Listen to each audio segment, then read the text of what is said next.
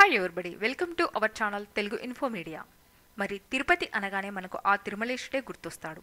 కానీ తిరుపతి కేవలం 20 కిలోమీటర్ల దూరంలో మనకు దేశంలోనే అత్యంత పురాతన శివాలయంగా పేర్కొనబడే గుడిమల్లం అనే శివాలయం గురించి మనలో చాలా మందికి తెలియదు. ఇది భూమిలోకి 6 అడుగుల లోతులోకి ఉంటుంది. అతి పురాతన శివాలయంగా దీన్ని భావిస్తారు. 1వ శతాబ్దం కాలం నాటిదని చరిత్రకారుల అభిప్రాయం. ప్రపంచంలో మరెక్కడ లేని విధంగా ఈ ఆలయ నిర్మాణం ఉంది.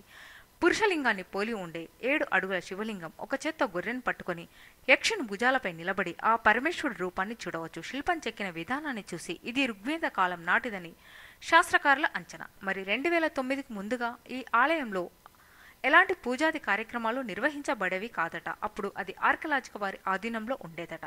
మరి ఉజ్జయిన్లో లభించిన రాగి నాణాలపై ఈ ఆలయం లింగం యొక్క బొమ్మలు ఉన్నాయట. ఆ నాణాలు క్రీస్తుపూర్వం 3వ శతాబ్దానికి చెందినవట. మరి మధురై మ్యూజియంలో కూడా క్రీస్తుపూర్వం 1వ శతాబ్దానికి చెందిన శిల్పం ఈ లింగాకారపు నిర్మాణాన్ని పోలి ఉందట. మరి అప్పట్లో ఈ దేవాలయాన్ని చంద్రగిరి రాజులు పూజించేవారట. గుడి యొక్క గోపురం గజపుష్టి ఆకారంలో ఉంటుంది. ఈ ఆలయంలో ఏకశిల్పై బ్రహ్మ విష్ణు త్రిమూర్తులను చూడవచ్చు. ప్రతి 60 సంవత్సరం ఒకసారి స్వర్ణముఖి నదీ జలాలు స్వామివారి పాదాలను అభిషేకిస్తాయట. మరి ఈ విధంగా 4th డిసెంబర్ 2005లో జరిగిందంట.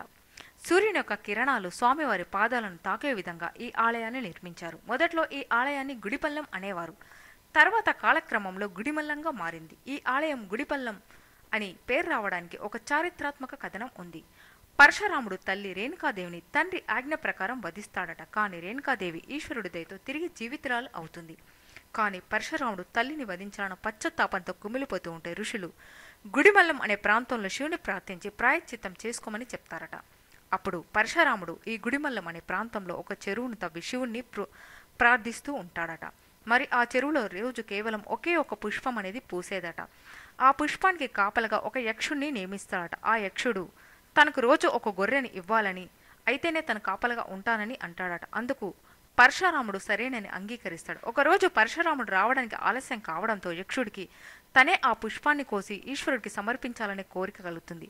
పరశురాముడు వచ్చేసరికి ఆ పుష్పం కనిపించకపోవడంతో పట్టరాని కోపంతో యక్షుణ్ణి వధించాలని చూస్తాడు. వారిద్దరికి మధ్య జరిగిన యుద్ధం కారణంగానే ఈ గుడి అనేది పల్లానికి వెళ్ళిపోవడం జరుగుతుందని, అందుకే ఈ ఆలయానికి గుడిపల్లం అనే పేరు రావడం జరిగిందని చారిత్రాత్మక కథనం. మరిలాంటి ఎన్నో ఆసక్తికరమైన దేవాలయ విశేషాలు మరియు హిస్టారికల్ హిడెన్ టెంపుల్స్ కోసం తెలుగు ఇన్ఫో మీడియా ఛానల్ని సబ్స్క్రైబ్ చేయండి.